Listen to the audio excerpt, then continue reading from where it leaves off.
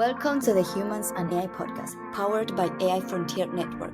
I'm your host, Flor Laorga. Each episode, we dive into the human story shaping artificial intelligence through the journeys of entrepreneurs, builders, and leaders. We explore the insights, challenges, and visions for the future of AI and humanity. Let's uncover the human side of AI together.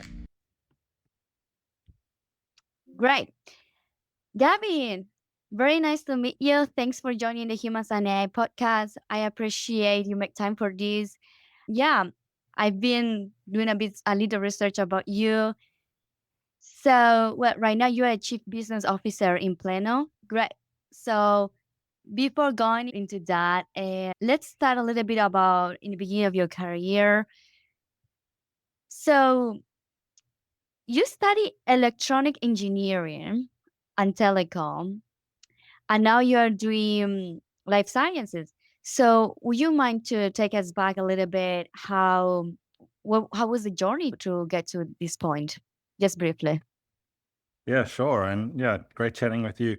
Yeah, so I started out with electronic engineering, telecoms, studied in South Africa, and then moved to San Diego, California with the first startup company, which was in the telecom space. And we we got funding out of San Diego, moved the whole company from Johannesburg, South Africa. And we were making a 3G cell phone chip, which was cutting edge technology back in the early 2000s. And the reason for moving to San Diego is because Qualcomm is located here. Qualcomm's the big cell phone chip manufacturer. And eventually got acquired by Broadcom, which is one of the other big chip manufacturers here in California, and worked there for a number of years. And then the other big industry in San Diego is genomics. And started seeing that the telecoms industry had the main innovation had run its course, and then hopped over into the genomics industry with the same founder of the original startup company, and knew nothing about biology. And so had to learn from scratch, got up to speed very quickly, and essentially started using techniques that we had figured out in the telecom space to improve things pretty dramatically in the genomic space. So that was the previous startup company called Edico Genome. Essentially there, we hardware accelerated all of the data analysis of the data coming off sequencing instruments. So we took something that would take a whole server cluster many hours or days, and we hardware accelerated it using FPGAs and got it down to 20 minutes. And now it's actually real time and embedded into sequencing instruments at Illumina after they acquired the company. And then took a break over COVID and then came up with new ideas of how we could take kind of concepts from the telecom space and have even more impact. And that was the genesis of the current company, Pleno, where we take code multiplexing, which is the foundation for how everybody's cell phones works. And we've implemented that in A's, C's, G's, and T's rather than ones and zeros, and have been very successful with that and been able to achieve a whole lot of stuff that nobody thought was possible. So that's the current company where I'm at now, and been very successful kind of taking technologies from one industry and applying them in another. Yeah, that actually you already explained a little bit. I wanted to ask you, how do telecommunications and biochemistry come together, but you just said a little bit with your story. But first of all, let's just to let the audience know what's Pleno. Pleno is an early stage biotechnology company developing innovative multi-omic solutions. Would you mind explain briefly what does mean multi-omic solutions for people who are not very life science? So it's looking at signals or biomarkers from multiple different sources to enable you to find something earlier or have a better resolution of a particular disease or illness. So an example would be for early cancer detection. So for you to be able to detect a cancer when it's still in stage 1 versus stage 4, where there's not a lot you can do about it, is to look at signals that come from DNA as well as RNA, methylation, and even proteins, and to be able to do it all together. So if you can find a very small signal from DNA, but you can also find a small signal from proteins or methylation, when you put all those signals together, it becomes a much stronger signal. So it enables you to then detect this disease much earlier than you could if you were just looking at a single omic, so like a genomic or a proteomic signal in isolation. Okay. And what is the main role of AI in transforming multi-omics? In the genomics field, it's used in a lot of different areas. Where we use it is essentially training our system to be able to detect this multi-omic content much more accurately and consistently. And we also use it to design the probes that we use. So our technology is what is called probe-based. So we design complementary DNA probes to go and look for the biomarkers of interest, which is different to sequencing, where you just sequence everything and then you use bioinformatics afterwards to determine what you're looking for. So we use it in a number of different ways, but it's also used in sequencing to do the bioinformatics. It's used in what is called tertiary analysis, which is even downstream from that, where you can use the bioinformatics to go and or use AI to look at what are the links between the genotype, so the DNA, kind of the biomarkers, and then the phenotype, which is the essentially how the patient is presenting their symptoms. And if you can tie those together, then you can go and use AI to go and mine additional data, get it all trained, and then the next time it looks at these biomarkers, it knows which disease they're associated with, and it can then even start predicting disease outcomes. And so there's a lot of companies in the field that are doing that. I've worked with some in the past, actually set a Guinness World Record with Rady Children's Hospital here in San Diego, where this was the previous startup company where we analyzed the data very quickly. And then we worked with another company, Fabric Genomics, that kind of made the genetic diagnosis very rapidly using AI. So it's something that's really transformative in the whole genomic space and actually the whole life science space, where you're starting to see even ChatGPT being used significant portion of the usage is used for kind of health diagnostics and things like that now. For us, it's something that makes our technology work even better and continues to improve our technology as we run more data through our systems. But in general, in genomics and healthcare, I think it's having a huge impact in making things so much more accurate and accessible and really helping to bring that promise of personalized medicine to fruition. Okay. I know that Pleno it's a B2B, right? But do you guys have any use cases also in patients? Because I guess like the ultimate customers are the patients because they use your software, right? So Exactly. Even though we sell our instruments to labs, it's the labs that deal directly with those patients. So yes, we are one kind of step removed from dealing directly with them, but we're actually designing the tests and working with those labs to validate that content on actual patient samples. So we do have that tight relationship with the patient lab test ecosystem. And it is something personally very rewarding to be able to have built something from that used to be nothing and got it to a point now where next month we're sending out the first 2 instruments that'll be deployed in our first customer's lab. Today, all the samples have been run in our own lab.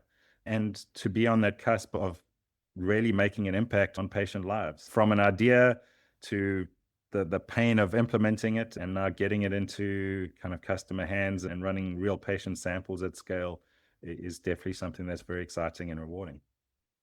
yeah, 100%. What are the lessons that you've learned of building successful partnerships? Because I know that Pleno has a successful agreement with Slopes Bio. With this launch that you have, I don't know, not long time ago, you guys have developed the Raptor with Genomics. Yeah. Yeah, Slopes is a fantastic partner. It's always important, especially with your first customer or partner relationship, to pick somebody who's like-minded. They're very innovative. They always that pick kind of cutting-edge technologies to advance their capabilities, deliver the best possible experience for their customers and patients. And they have this innovative mindset, which is not always the case with a lot of labs. A lot of labs are very rigid, and it takes a very long time to show them that there's a better solution out there and for them to then adopt it. Slopes are the ones that reached out to us. They heard about Raptor. They were like, we want to be the first with that. We see a significant impact that it can have on our business. And since very early on, they've worked hand in hand with us. If there are any issues, we work together on how to fix them. And that's the kind of relationship that you want first out of the gate, where they're innovative, they are operating at a significant scale. So it's not like a tiny little science project. They're deploying our technology in their production environment. They're running many thousands of samples a month, patient samples. And and then that's just the first step with them. The other component is a long-term relationship where we continue to build new and different tests. Our Raptor platform is a universal readout. So the first application is a polygenic risk score, and then there's a whole pipeline of other applications beyond that where we extend the content of that. So looking at more genes and more risks, and then other applications beyond that. Picking the right partnerships is key to success for us, and their success is our success. And we're super excited to be deploying the first two instruments, and as we say, the first two Raptors leaving the nest next month. Great. That's very good that they were the ones who come to you instead of you guys going to them. That's actually, I think, the best partnerships. Like, they are interested so much in your product that are like, yeah, we want to do it. That's incredible. So talking a little Exactly. bit about partnerships, do you have any leader in the healthcare sphere that you admire, inspire you to push through all this complex ecosystem? Yeah, there's a lot. We have a very strong board of directors led by Greg Lucier, who's been a long-term collaborator for us. He's the former CEO of Life Technologies and complete legend in the space. So he's been a fantastic mentor, inspiration. And then just in the San Diego ecosystem here, there's so many inspirational leaders, from Eric Topol, who's a fantastic physician and author and luminary in the space, and somebody who's helped guide the path of especially the previous startup company and continues to be an inspiration, where he's the author of one of the books, The Patient Will See You Now. So it's more about this transition to personalized medicine and patients taking on the role of being their own advocate. But I think in general, the whole San Diego ecosystem is something very special, where you have kind of these legends in the space that even early stage startup companies gain access to through an ecosystem and incubators like EvoNexus and Connect, where in other areas it seems to be a lot more competitive, and you don't have the same collaborative nature, where even like for me, coming from a different industry with no connections, no knowledge in the space, immediately gaining access to all of these legends in the space and being able to interact with them and having them take interest in the companies and help guide the companies as well has been something that I'm not sure could have been replicated in many other parts of the world, or even within the US. Wow. In this whole world, right, this world of AI, right, is constant evolving, and there's so many new things happening every single day. So, in your experience and in your perspective, how did this kind of stay ahead of the curve? So I think the constant evolution has always been there, but the rate of change has just gone. It's like an exponential growth on top of exponential growth at this point. Over the last even several months, the rate of change has just gone crazy. Even the last few weeks, with kind of the race between all the generative AI solutions there, with ChatGPT launching a new one, then DeepSeek, and then Google Gemini. And every week or every few days now, there's just a new launch that completely resets all of the benchmarks. So I think from our perspective, because our goal is to take our platform through regulatory approval at some point in the future, we've been very cognizant about implementing AI that is not a black box, that is something that you can train and improves the system, but it's trainable in a very traceable way. And I think to some extent, we're a little bit insulated from the crazy rate of change that's happening at the moment. We don't have to be on that bleeding edge to still take advantage of kind of the fantastic benefits that we can gain. And as we increase the size of our training set things just become more and more robust and accuracy improves. But I think other areas within kind of the genomics field are on that cutting edge, especially around like oncology and figuring out these multi-omic signals and how they tie into different types of cancer, especially things like methylation signals, which can really show. So you can take a blood draw, and if you look at the epigenetic markers or the way that the tumor, not just changing the DNA, but changing the expression patterns that the DNA has, you can actually determine where in the body that tumor is located just from a blood draw. So without having to go and do any kind of scans or invasive looking at tumors themselves. Looking at the patterns between those markers, the tissue of origin, the multi-omic signals from DNA, RNA, methylation, protein, I think those are all the things that are benefiting incredibly from this AI kind of explosion that's happening at the moment. I'm very excited for where this ultimately leads, and even just within the next few weeks and few months, you're just going to see a deluge of enhanced outcomes from the genomic space because of all this work from everybody in the AI space. Yeah. What do you think it's the evolution that, or what has been the evolution of AI life sciences? Because there's kind of, I always kind of ask for what is balance for you, for in your experience, what is the balance between when to use AI and when to apply AIs for the tools that you guys are building, like for example with Raptor, and when it's the human supervision, right there? Yeah. Yeah, so the evolution it's been a long time coming. Even when I studied electronic engineering many years ago, my final year of university was the first time they started offering a course in artificial intelligence, and I took that course. But back then it was like neural networks was just emerging. It was still like fuzzy logic and evolutionary algorithms and really the basic building blocks of what there is today. And it wasn't in a state where you could, it was just pure imagination as to what could be done with it. I think maybe in the last couple of years, we've hit that part of the exponential growth where it's vertical now, or near vertical. And you have this entire toolbox that you can go and pull from. And I think most people are familiar with ChatGPT, but if you go and look at the whole taxonomy of AI, there's so many different tools within that toolbox through varying levels of kind of complexity and automation and intelligence and things like that.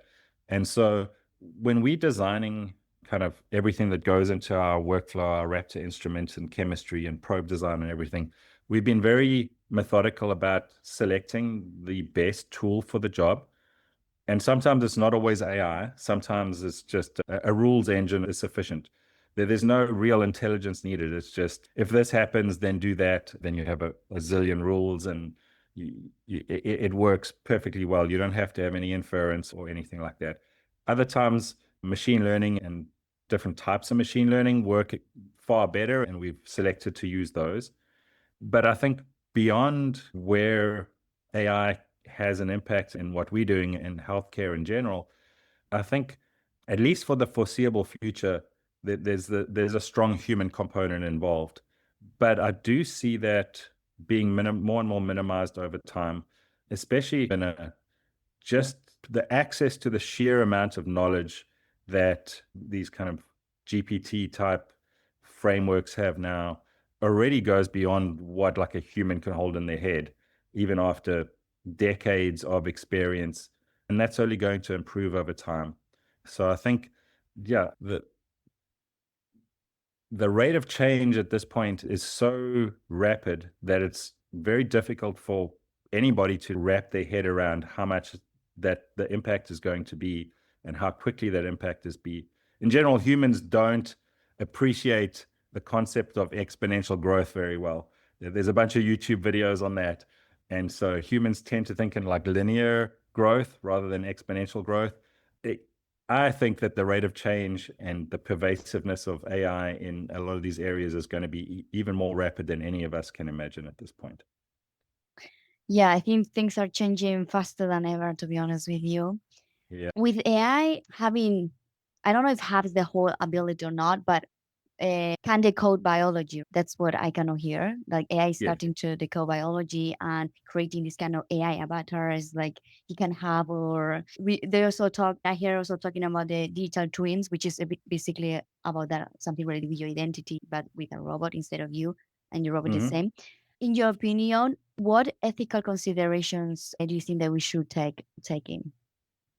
Yeah, I think that whole ethical discussion is across all of AI, from kind of the likeness of actors in movies and voices and all of the training data. And I think it's definitely no different in healthcare. And I think beyond just the those kind of considerations where you're using a lot of people's hard work as training data, in healthcare you have the whole kind of like patient confidentiality aspect of it as well, which I think, as long as the right frameworks are put in place, can still maintain that level of confidentiality that's needed. But I think AI can also offer more unique levels of confidentiality that haven't been achievable before, where people are afraid to ask questions of their physicians for fear of being embarrassed or things like that, or don't have enough time spent with a physician to develop a rapport with them where they feel comfortable sharing those levels of details. And so there's actually been quite a lot of coverage now of people that, because there's no time limitations talking to ChatGPT, and ChatGPT has this kind of encouraging nature to it. Patients are often more likely to open up and share things. And so, as long as that information that they're sharing is not used in any way that it shouldn't be, I think specifically in healthcare, the whole ethics of it is almost like swapped around and giving that patient a lot more power now than they ever had before with access to these kind of technologies. And then I think this whole digital twin concept, I think, is only going to grow, having this kind of concept of you having a version of yourself that can continue to improve as more information about you gets correlated. And then once there's a sufficient level of information on a sufficient number of people, if you, and again, have the ability to opt in and opt out of various different clinical studies and things like that with your digital twin, I think the learnings that can come from that can be hugely beneficial to not just the individual, but to everybody in general. Look, I don't think anybody has all answers on the ethics of it. I think healthcare it probably has more ethical concerns than the other areas, but I think it's something that can have far more benefit to individuals than other areas of AI, where it's more of a clear-cut scenario where, yeah, you can see the impact that it can have on movies and filmmaking and things like that, where it's going to be for sure adverse to crew and cast and things like that. Yeah, that's a very complex, I think, as well topic because, well, what Very much also so. what is ethical for? Because for every culture, every country is different, you know. Exactly. So Exactly. you came from South Africa, it's completely different culture than, for example, US, like 100%. So it's a bit kind of, yeah, tricky topic. So, Gavin, do you have any advice for some people who are starting their early career and they are already in their early career and they want to get into life sciences? Like, what would you recommend them? Yeah, I think having foundational understandings is far more important than specializing into specific things very early on. You really don't know where your career is going to take you, especially now with the rate of change and the impacts that AI is having. But having the ability to solve problems, figure stuff out, learn new things, those are the traits that are far more important than having a deep understanding in any specific area, especially if you're wanting to start companies and be entrepreneurial. You can always hire people who are experts, so you don't need to be an expert yourself in everything. But having that kind of fearlessness about learning new things, figuring stuff out, pulling the right people together, coming up with new ideas, those really are the things that are going to kind of put you in a position that you're going to be the most adaptive to for what is to come. Because if you're seeing the latest trend in AI and you think, oh, I'm going to go and learn that, by the time you've finished learning it, it's almost going to be obsolete because the rate of change that is going on is so dramatic. Rather figure out like the core concepts and then look far enough ahead as to what are the real problems that need to be solved and figure out ways on how to solve those. If that doesn't sound exciting, then I think the kind of more corporate route is still an option, but I think those are the areas that are going to be more and more impacted by kind of the AI revolution. So putting yourself in a position where you can look further ahead of where the tumultuous change is happening, those are the areas that the next generation of people that are much younger than me are going to succeed at. Thank you very much, Gavin. It's been actually very nice. I enjoy it very much. Yeah, likewise, and thanks for having me on your podcast. It's been an absolute pleasure. Thanks for listening to the Humans and AI podcast. We are here to spotlight the people making AI more human, one story at a time. See you in the next episode.